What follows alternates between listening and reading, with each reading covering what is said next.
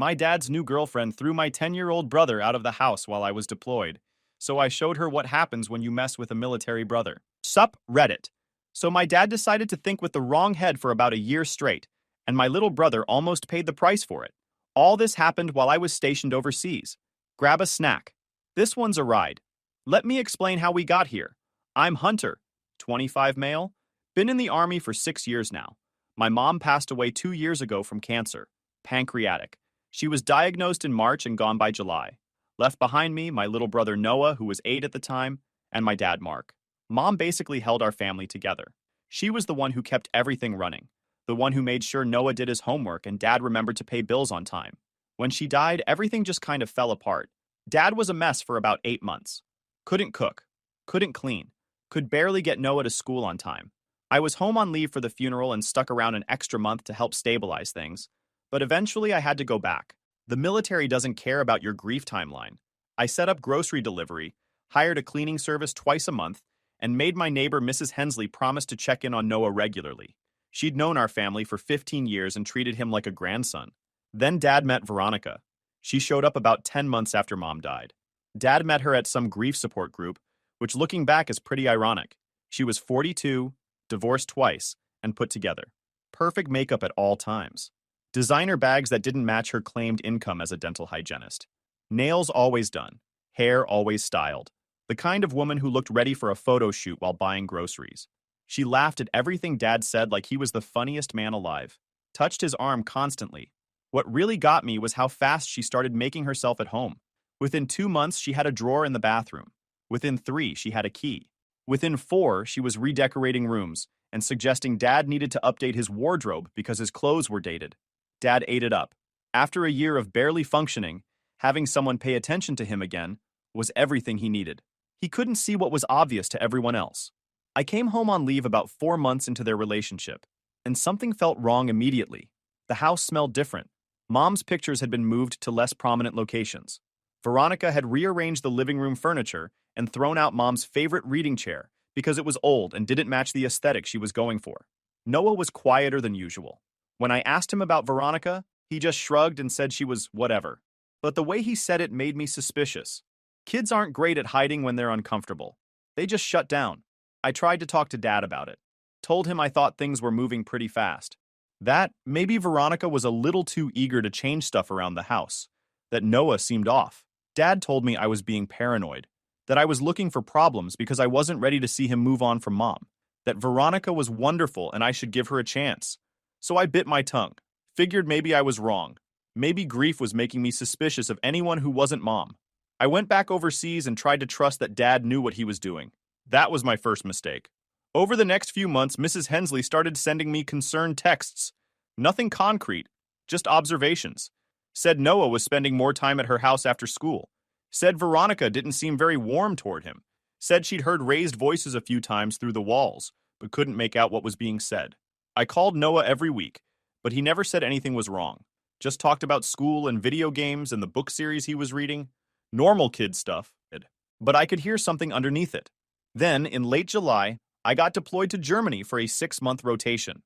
Standard logistics work, nothing dangerous, but it meant I was 8 hours ahead and couldn't check in as often. I told Noah to call me anytime, day or night. Told Mrs. Hensley to let me know immediately if anything seemed off. 3 months into the deployment, my phone rang at 2 a.m. local time. It was Mrs. Hensley. Her voice was shaking.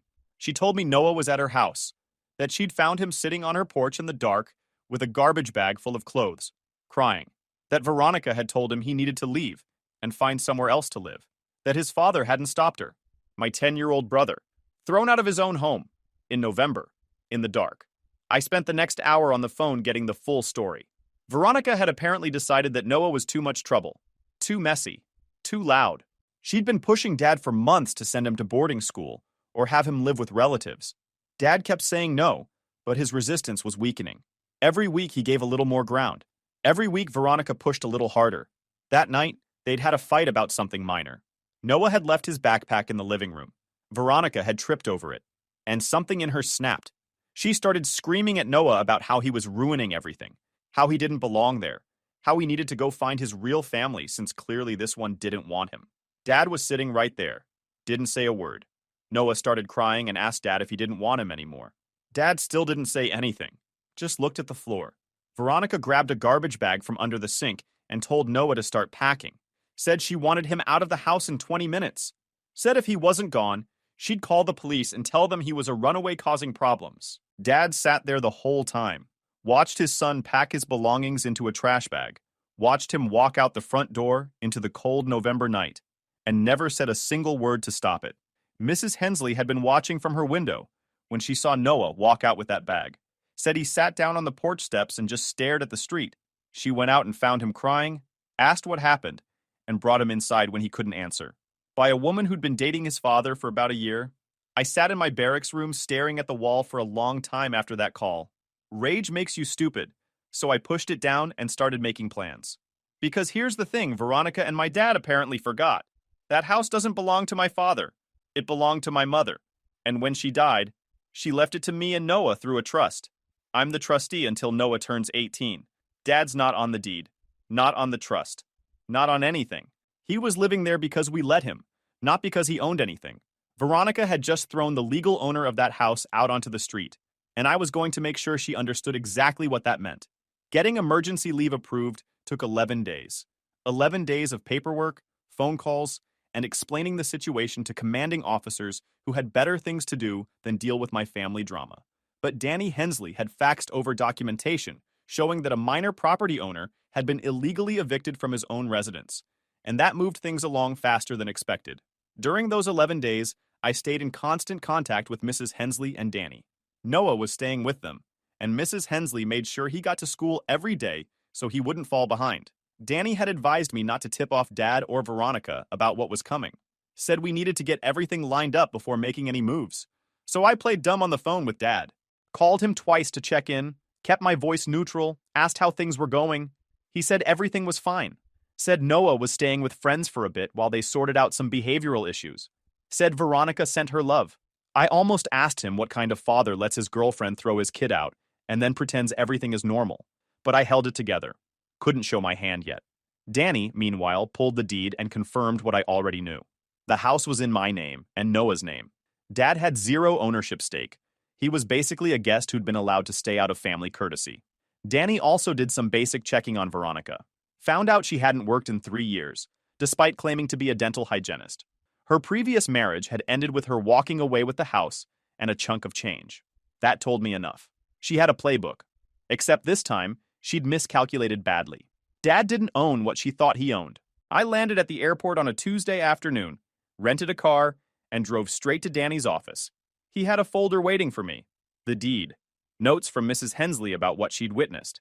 Information about filing a CPS complaint. We kept the strategy simple. Danny said the fastest path was getting Veronica to leave voluntarily tonight, then handling the rest legally. If she refused, we could request a sheriff's civil standby while she packed. I could file eviction paperwork for my father, which would take 30 days. I could file a CPS report for child abandonment, which would create an official record. I chose all of it. Danny made some calls to set things up. Then I drove to my house. It was dark when I pulled into the driveway. The lights were on inside. Veronica's white SUV was parked in what used to be Mom's spot in the garage. Dad's truck was next to it. I sat in the car for a minute, just looking at the house where I'd grown up. Then I got out and walked to the front door. I didn't knock. I had a key. They were sitting in the living room watching television. The room looked completely different. New paint, new furniture, new decorations. Like they'd erased every trace of our family and started fresh. Veronica looked up first. Her face went through about 4 expressions in 2 seconds. Surprise, then confusion, then she forced a smile. Hunter, what a surprise. You didn't tell us you were coming home. I didn't answer her. I looked at my father. Where's Noah? Dad shifted in his recliner. He's staying with friends. We thought some space would be good for him. I know exactly where Noah is. I know what happened. I know everything. The room got very quiet. Veronica tried to take control of the situation immediately. She stood up from the couch and started talking calmly about how there had been a misunderstanding, how Noah had been acting out and needed structure, how they'd been planning to discuss long-term solutions as a family. I cut her off. You've got 30 minutes to pack whatever stuff is actually yours and get out of my house. If you're not gone by then, I'll get you removed for trespassing. She laughed. Actually laughed. What are you talking about? This is Mark's house. You can't just kick me out. I pulled out the deed from my folder, showed her my name, showed her Noah's name, pointed to where my father's name wasn't. This house belongs to me and my 10-year-old brother. Mom left it to us. Dad lives here because we let him. You live here because Dad let you. Dad finally spoke up. His voice was tight. Your mom wanted me to have the house. There's got to be some mistake with the paperwork. Did you ever actually read Mom's will? Or did you just assume everything would work out in your favor? He didn't have an answer. Veronica's face had changed. The polished mask was cracking. She looked at Dad with something between anger and disbelief.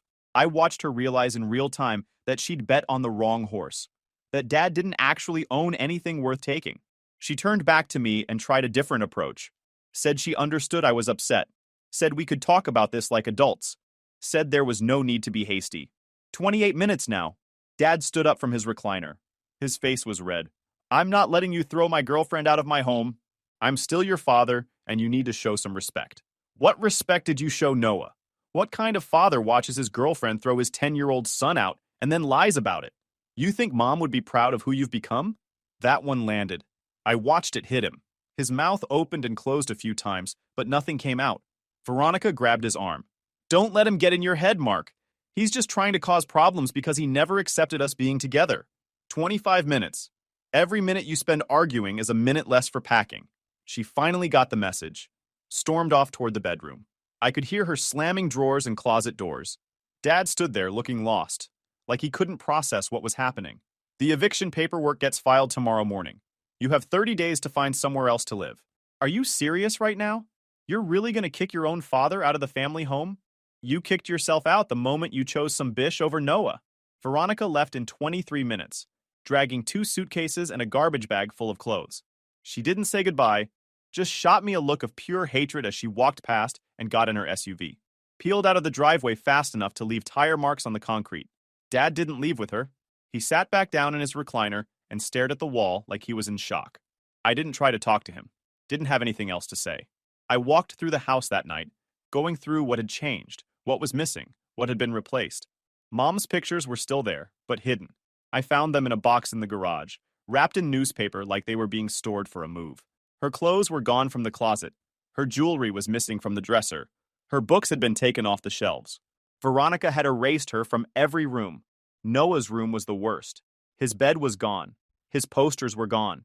His toys and books, and the model rocket we'd built together last summer, all gone. There was a desk with Veronica's laptop and a filing cabinet and some generic art prints on the walls. The next morning, I filed the eviction paperwork and drove to Danny's office to file the CPS report. A caseworker would be assigned. They'd interview Noah, me, Dad, and assess the situation. Danny was confident I could get full guardianship. Mrs. Hensley had been keeping detailed notes since Noah started spending more time at her house. Dates and times. Things Noah had said about how Veronica treated him. The night she threw him out. All documented. I picked Noah up from the Hensley house that afternoon and brought him home. Mrs. Hensley hugged me at the door and told me she was proud of how I'd handled everything. Said my mother would be proud too. That got to me more than I expected. Noah was quiet during the drive. Kept looking out the window like he wasn't sure where we were going. When we pulled into the driveway, he didn't immediately get out of the car. Just sat there staring at the house. Walking through the front door, he looked around like he didn't recognize the place. Asked where all the furniture came from. Asked where his room went. Asked where Mom's pictures were. I told him we'd fix everything. Get his room back. Put Mom's pictures where they belonged. Make it feel like home again. We started in the garage. Noah helped me carry the boxes of Mom's photos inside. He unwrapped each picture carefully. When he found the one of Mom holding him as a baby, he stopped and just looked at it for a long time. We spent the next 3 hours putting the house back together. Hanging pictures, moving furniture, throwing out the generic art Veronica had bought. By dinner time, the living room looked almost like it used to. Where's Veronica? Gone. She's not coming back. What about Dad? He's staying somewhere else for a while. We'll figure out the details later. Noah was quiet for a minute. Then he asked the question I'd been dreading. Did he pick her over me? I didn't know how to answer that. Didn't want to lie, but didn't want to break his heart more than it was already broken. So I just pulled him into a hug and held him for a while. Told him that whatever happened with Dad, I wasn't going anywhere. That this was his house and nobody was ever going to make him leave again. He cried for about 10 minutes. A 10-year-old trying to make sense of the fact that his father had failed him.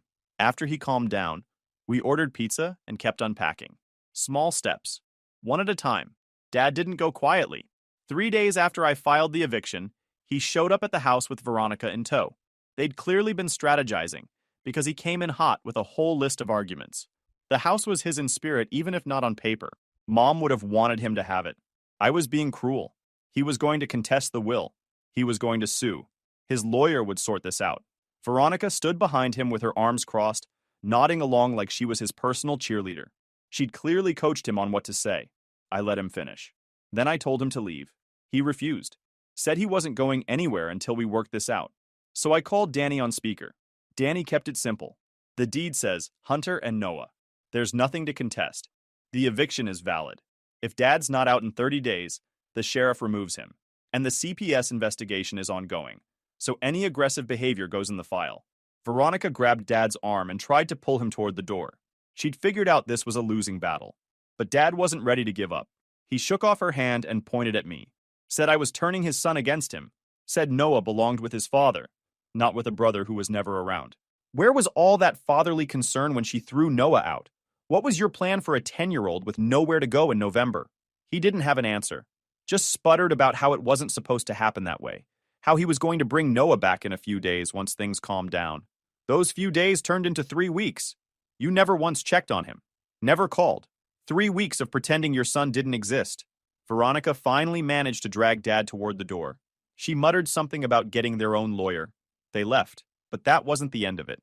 Veronica started a campaign with Dad's relatives, called aunts and uncles and cousins, spinning a story about how I'd gone crazy and stolen the family home.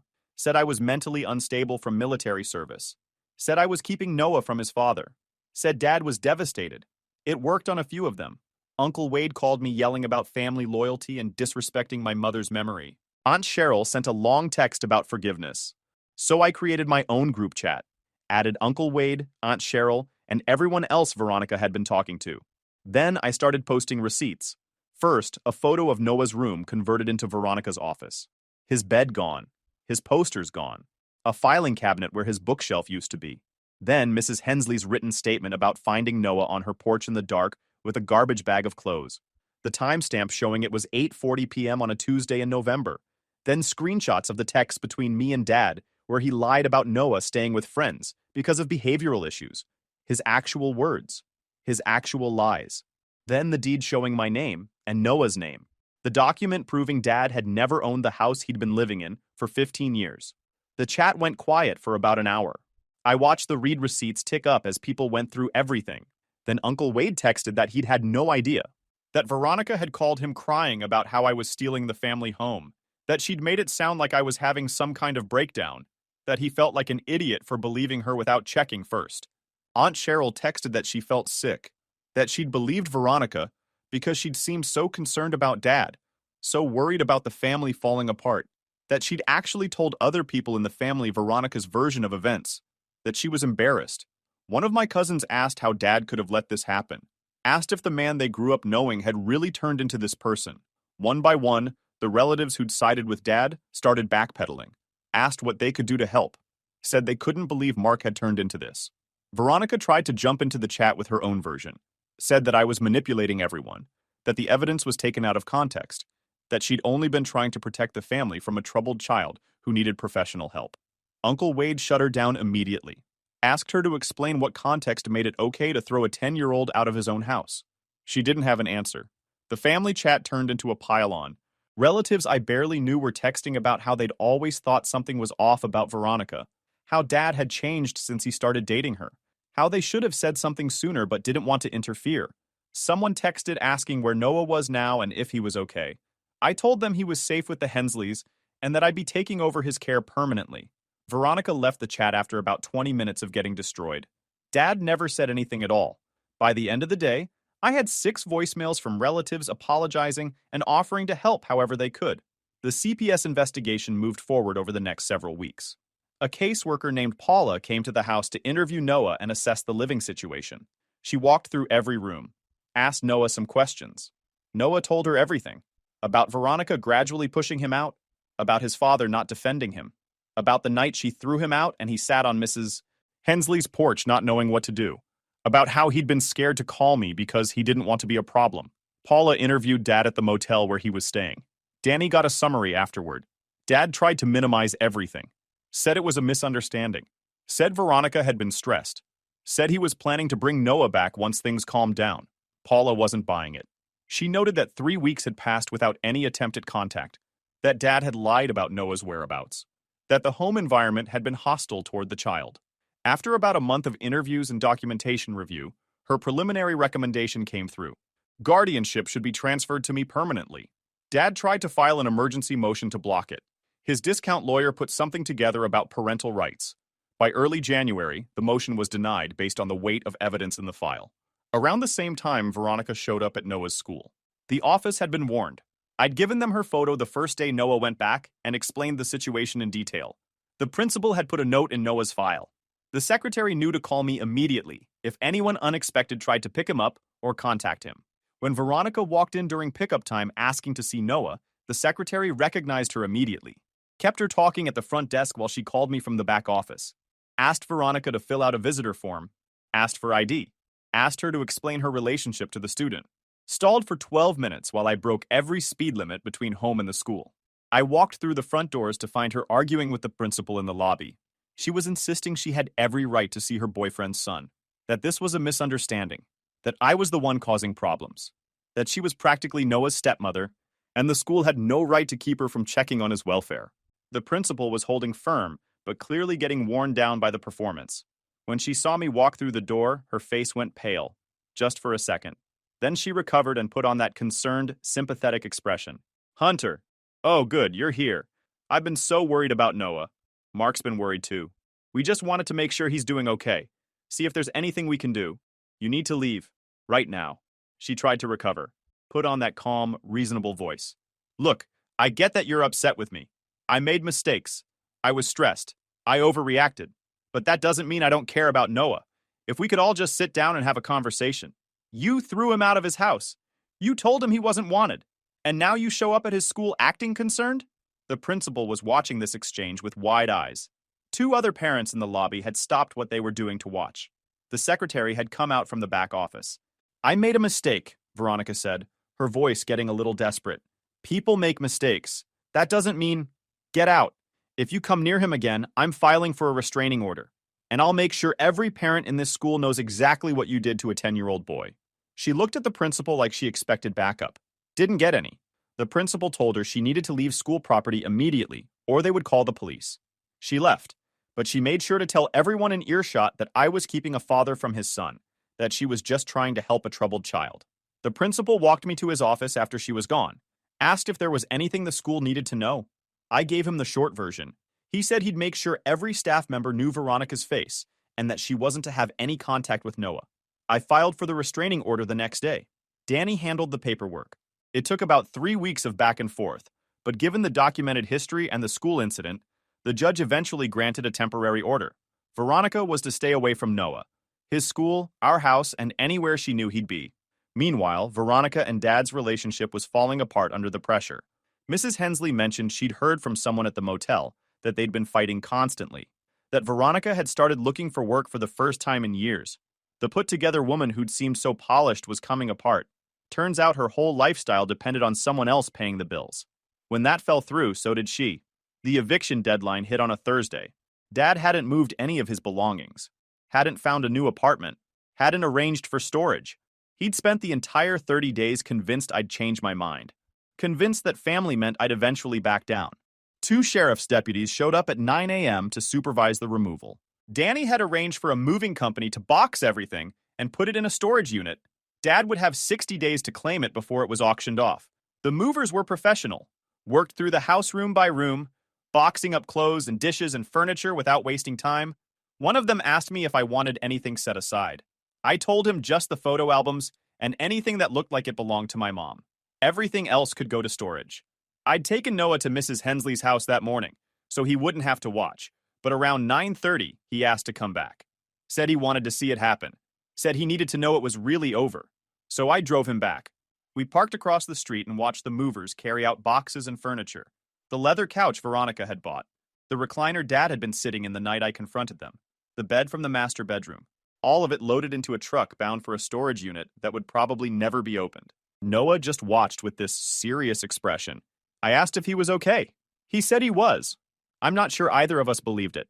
Dad showed up around 10 a.m., Veronica right behind him in her SUV. He parked at the curb and got out slowly, watching the movers with this stunned look on his face, like he still couldn't believe it was happening. Veronica stayed in her car at first.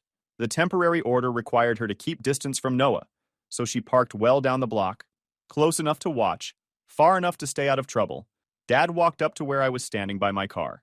He looked older than he had a month ago, like everything he'd done was finally catching up with him. We can still work this out. Family's more important than legal documents. Noah needs his father. Where was that 3 months ago when Noah needed you? Why do you only care about being a father now that there are consequences? He didn't have an answer. Just stood there, watching the movers carry out the last of the bedroom furniture. Veronica finally got out of her car and walked up the block toward us. She stopped at the edge of the driveway, still keeping her distance from where Noah stood across the street but close enough to talk. Hunter, you're being too emotional about this. Mark made mistakes. I made mistakes. But destroying your family over one bad night isn't the answer. One bad night? You spent months pushing a 10-year-old out of his own home. You told everyone in the family he was troubled and dangerous. That's not one bad night. That's a whole campaign. She started to respond, but something in her snapped. Maybe it was the deputies watching. Maybe it was the neighbors who'd come out to see what was happening. Maybe it was finally hitting her that she'd lost everything she'd been working toward for over a year. She started screaming about how this wasn't fair, how she'd given up everything to be with my father, how I was ruining her life over a kid who'd never liked her anyway, how she'd done nothing but try to help this family, and this was the thanks she got. One of the deputies stepped forward and warned her to calm down, or she'd be detained for disorderly conduct. She didn't calm down, kept going, getting louder, more unhinged, listing every sacrifice she'd made, every compromise, every time she'd put up with something she shouldn't have had to deal with. Dad tried to quiet her down. She shoved him away, called him useless, said she'd wasted over a year on him and had nothing to show for it, said he'd promised her the house would be hers eventually, said he'd lied about everything. That's when it came out. Dad had told Veronica the house belonged to him, said the trust was just a formality he could dissolve whenever he wanted. He'd been lying to her the entire time about what he actually owned. Veronica stared at him with genuine hatred, called him a fraud and a coward, said she couldn't believe she'd wasted her time on someone so pathetic. Then she got in her SUV and drove off, left him standing in the driveway surrounded by boxes, watching his relationship and his housing situation fall apart at the same time. The deputies asked Dad if he had somewhere to go. He gave them a motel address. They offered to follow him there. He accepted, looking more broken than I'd ever seen him. He tried one more time before getting in his truck. Is this really how you want things to end? Can you ever forgive me? You showed me who you are when things got hard. What did you expect? He drove off. The deputies followed. The movers finished loading, and then it was quiet. Noah was still watching from across the street. He walked over slowly. Is Dad gone? For now. Is he ever coming back? I don't know. That depends on whether he can become the kind of father you deserve. Noah nodded. Then he asked what we were having for dinner. I almost laughed. Kids bounce back like that. They feel everything deeply, but they also know when it's time to move on. I told him he could pick whatever he wanted. He chose tacos. Over the next few weeks, things settled into a new normal. The guardianship transfer was finalized without any complications. The CPS case was closed with a finding that I was a fit guardian, and the home was stable. Noah started at his old school again, back with his real friends. His teachers said he was adjusting well, participating in class, making up the work he'd missed. Mrs. Hensley stopped by regularly, and usually brought casseroles. She'd become like a grandmother to Noah, always there with a hug or a plate of cookies or just someone to talk to when he needed an adult who wasn't me. Having her around was one of the few good things to come out of this whole mess. Danny handled the legal cleanup and refused payment for most of his work. Said his mother would never forgive him if he charged for helping a kid who'd been wronged. I insisted on buying him dinner once a month. He accepted that compromise. We found Noah's belongings at a donation center across town. Veronica had dropped off 3 boxes of his stuff the week after she threw him out. We bought it all back for $40. I heard through Uncle Wade that Veronica had moved in with her sister in another state, that she was already looking for a new opportunity. Dad was staying in a long-term motel, working the same job, keeping his head down. He reached out through Uncle Wade a few times, testing the waters. Still not ready to really apologize. still convinced he hadn't done anything that wrong. The family chat had gone quiet, but occasionally someone would test checking in on Noah, asking how he was doing in school, asking if he needed anything. Uncle Wade sent Noah $100 for his birthday. Aunt Cheryl mailed him books every month. About 8 months after the eviction, Dad finally called. Said he'd been doing a lot of thinking. Said he'd been going to a real support group. Said he understood now why I'd done what I did. Said he wanted to be part of Noah's life, if there was any way to make that happen. I told him that was Noah's call, not mine. Gave him Noah's email address. Said they could start with letters and see where it went. Noah got his first email 2 days later. Read it 3 times before deciding to respond. Asked me to look at it before he sent anything. It was one paragraph asking why Dad had let Veronica throw him out. Dad didn't have a good answer. Just said he'd made a terrible mistake. That he'd been so focused on feeling better after losing Mom that he forgot about his responsibilities to his sons. That there was no excuse. Noah wrote back that sorry wasn't enough yet, but maybe someday it would be. They've been talking since then. Slow progress. A lot of hard questions from Noah that Dad struggles to answer. But progress. I don't know if they'll ever have a real relationship again. Trust is a lot easier to break than it is to rebuild. But I'm staying out of it. Noah's old enough to start making his own choices about who he wants in his life. My job is just to make sure he's safe while he figures it out. Our family isn't what it used to be. Can't be. Not with Mom gone and Dad being who he turned out to be. But it's still family. Me and Noah, holding it together. Mrs. Hensley next door, always ready with a casserole or a listening ear. Danny checking in once a month to make sure everything's still good. The house Mom left us is full of her. Her pictures on the walls, her books on the shelves, her flowers in the garden that Noah helps me take care of every weekend. And 2 of her sons, looking out for each other the way she would have wanted. Mom used to say that protecting the people you love sometimes means making hard calls. That family isn't really about blood. It's about who actually shows up when stuff gets hard. She was right, and I think she'd be proud. Guys, we are so close to hit 100,000 subscribers on this channel. If you are not subscribed to the channel, please consider subscribing. It really helps hit that 100,000 mark. Thanks for making this dream come true.